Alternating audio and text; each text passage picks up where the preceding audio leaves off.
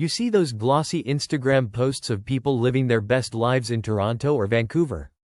The ones with the stunning skyline views, the endless parade of brunches, and seemingly unlimited fun? Yeah, well, I hate to break it to you, but that's not the whole story.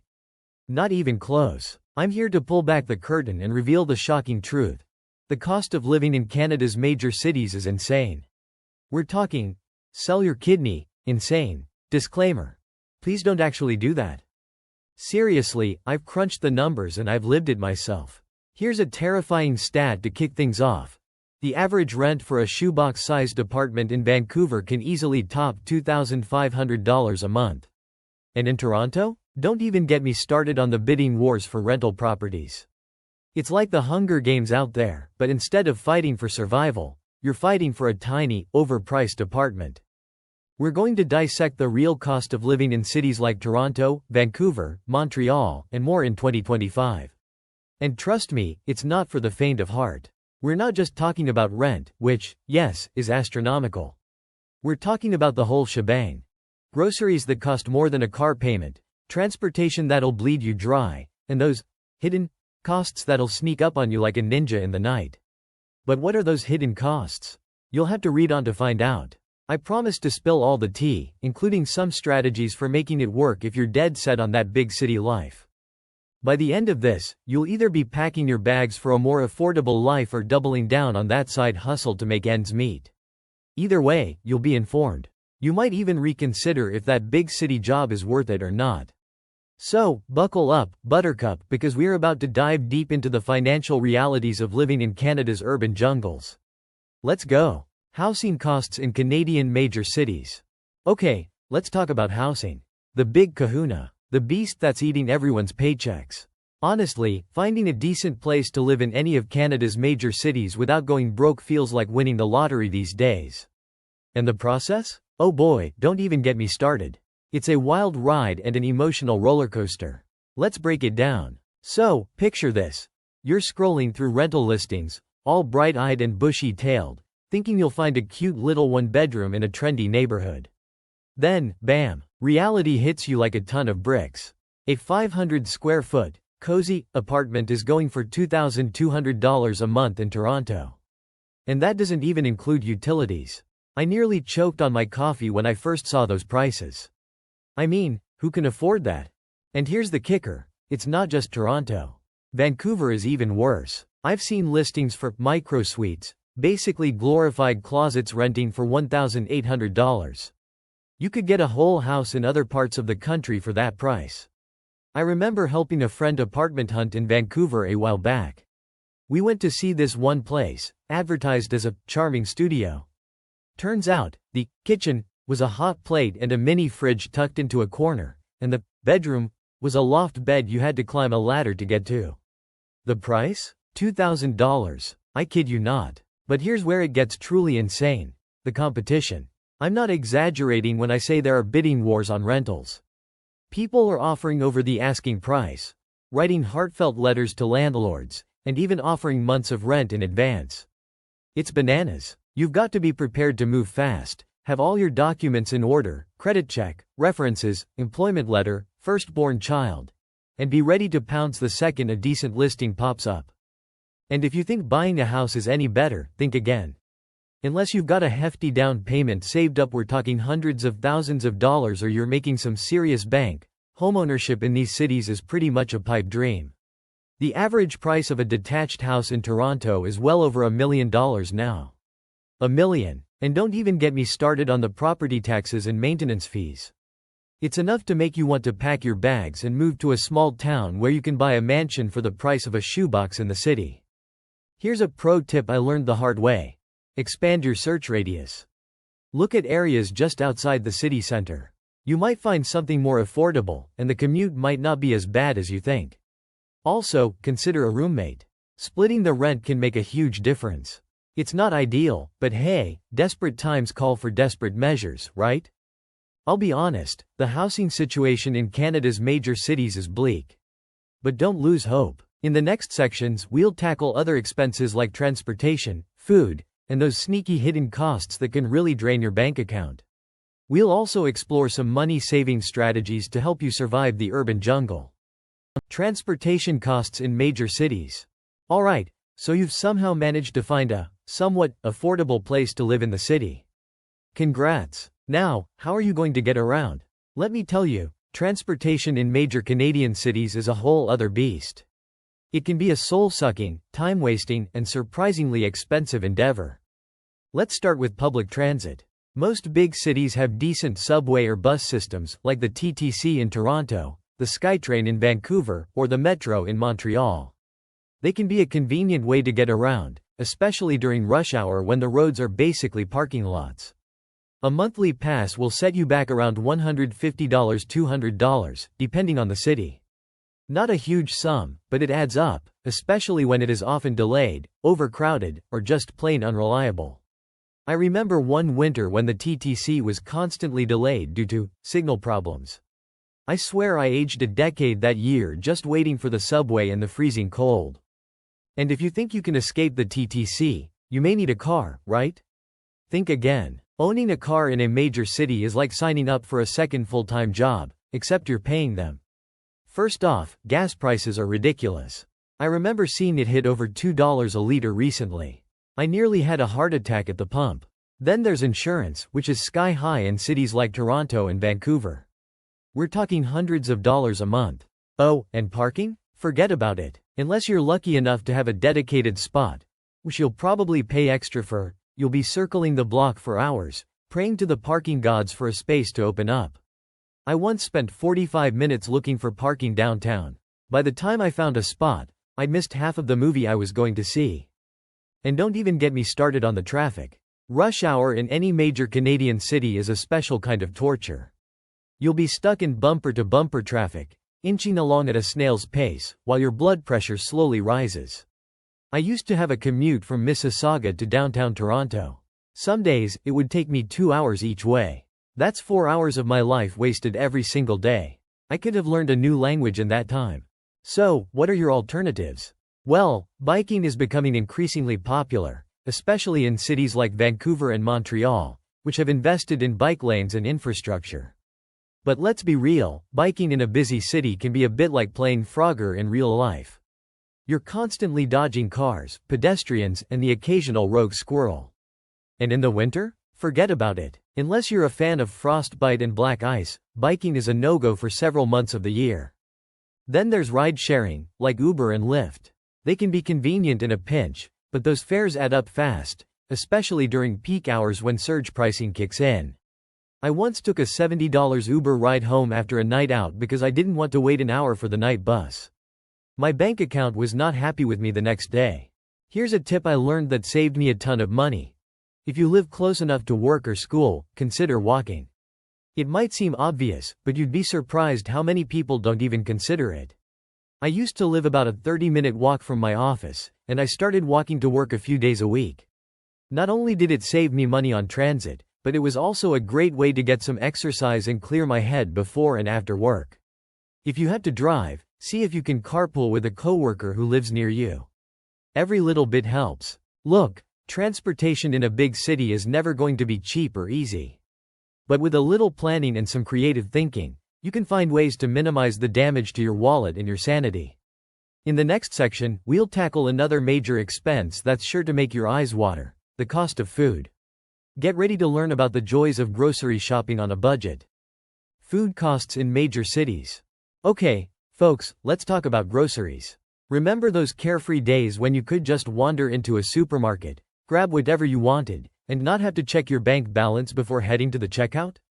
Yeah, those days are long gone when you're living in a city like Toronto or Vancouver. Seriously, grocery shopping in these places feels like entering a high-stakes poker game. You're constantly making calculations in your head, trying to figure out if you can afford that fancy cheese or if you should stick to the no-name brand.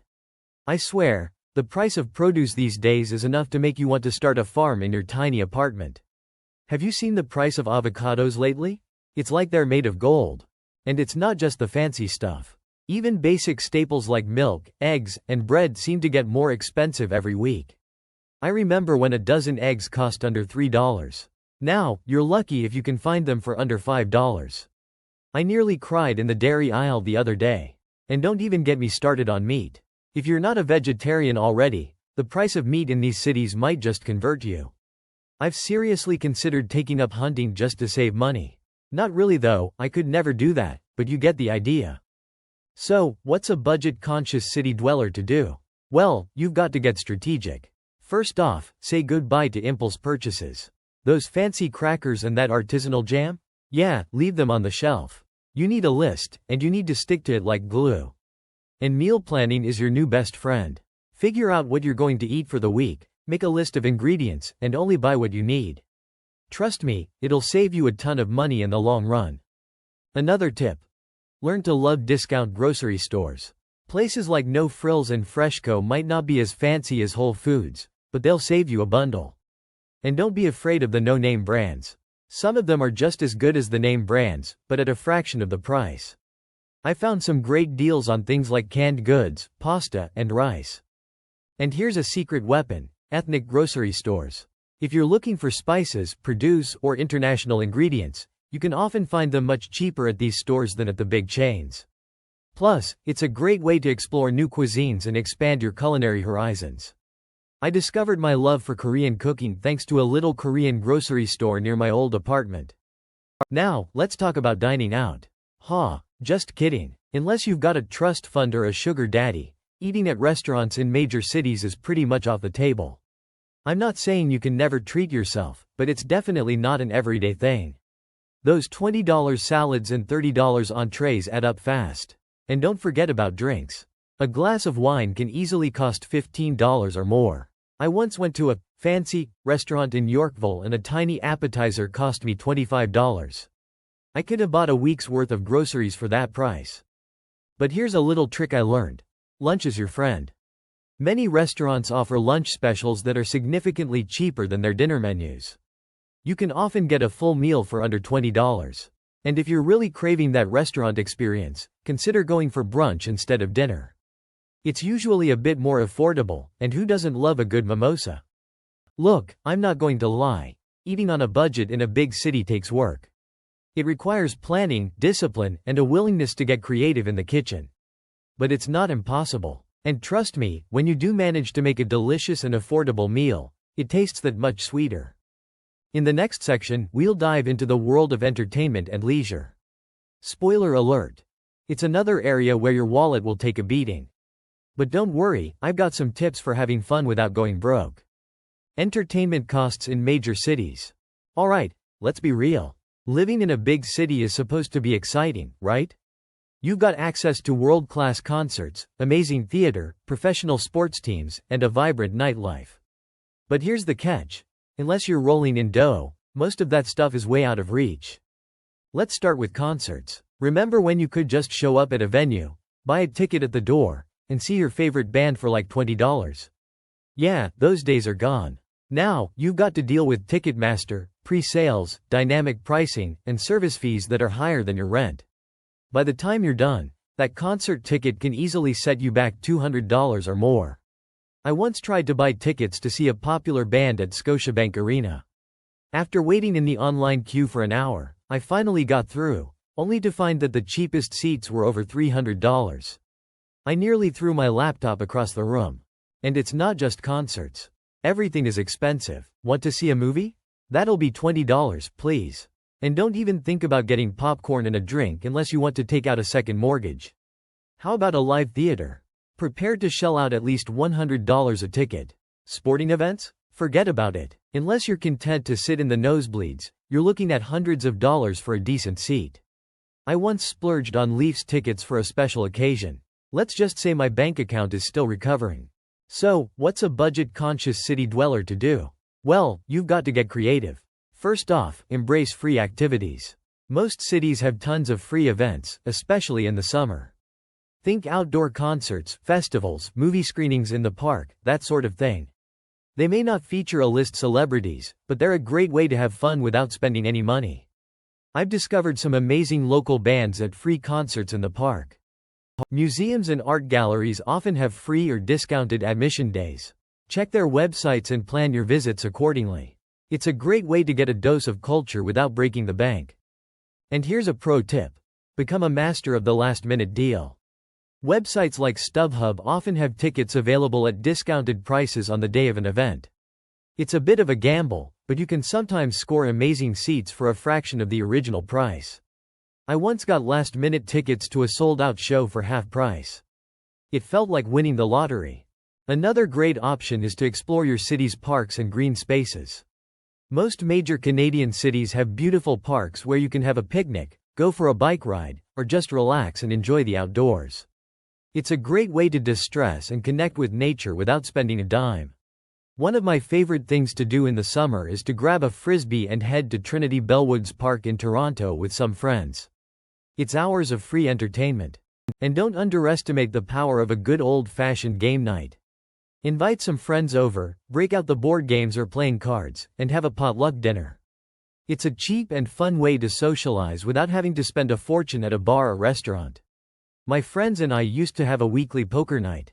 It was more about the laughs and the company than the actual poker, and it was always a highlight of my week.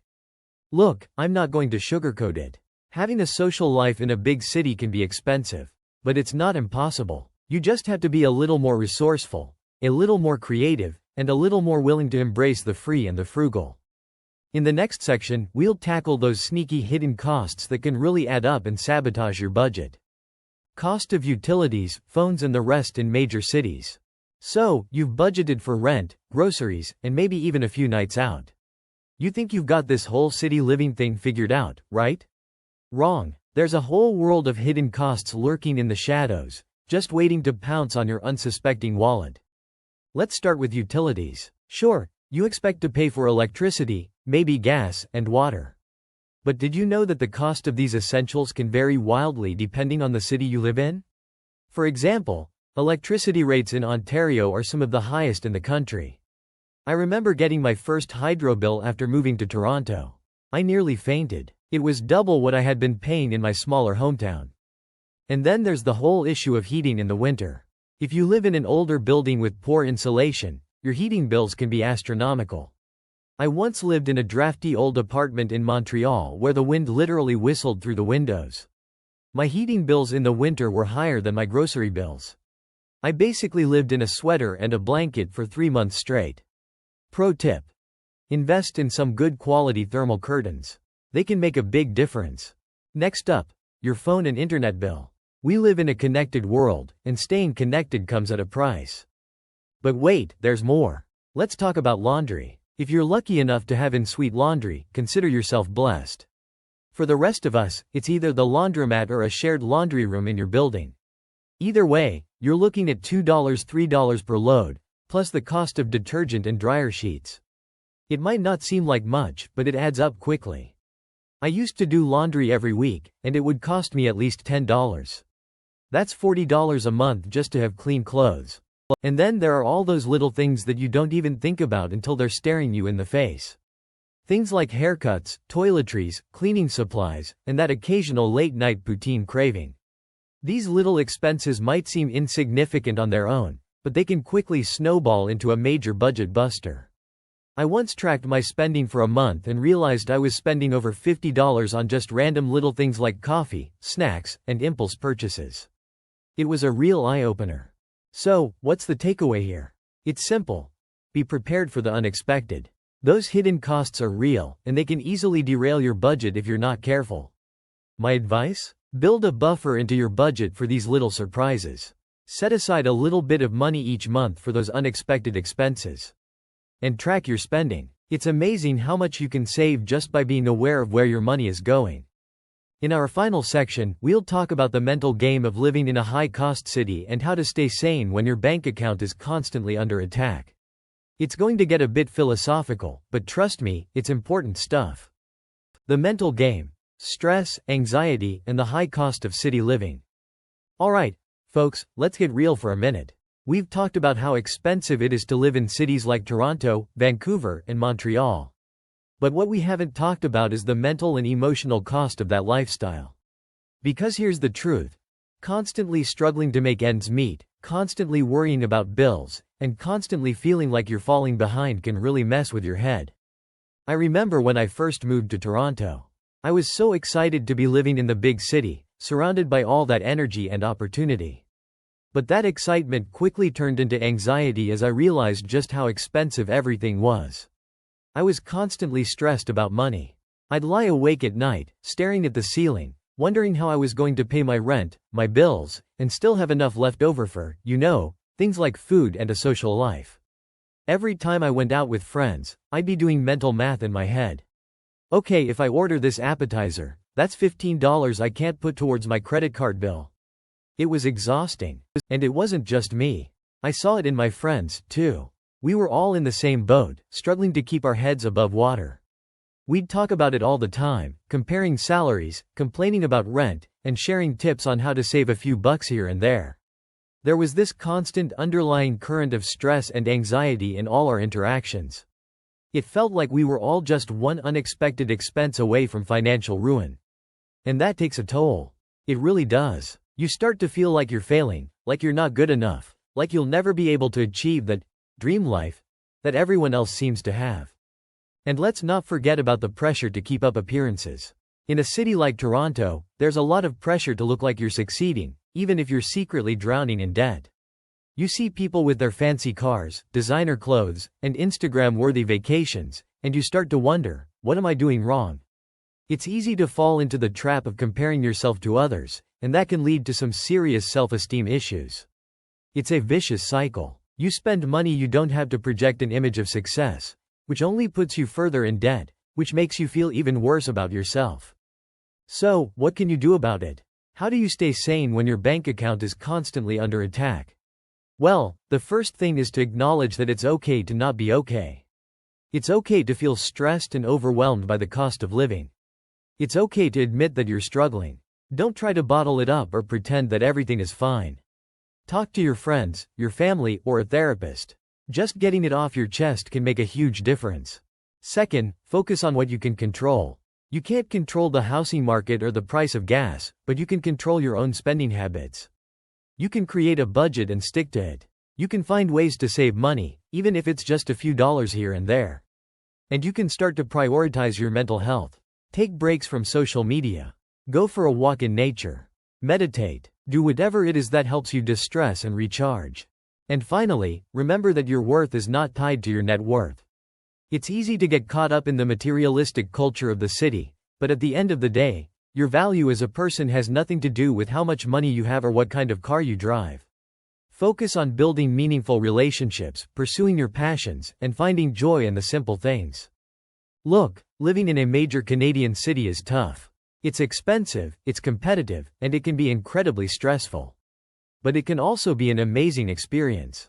There's an energy and a vibrancy to city life that you just don't find anywhere else. Just remember to take care of yourself, both financially and mentally. And don't be afraid to ask for help when you need it. Conclusion. So, there you have it. The ugly truth about the cost of living in Canada's major cities. It's a financial battlefield out there, and the odds are stacked against you. Are you shocked? Disheartened? Ready to pack your bags and move to a remote cabin in the woods? I wouldn't blame you. But before you make any rash decisions, remember this. Knowledge is power.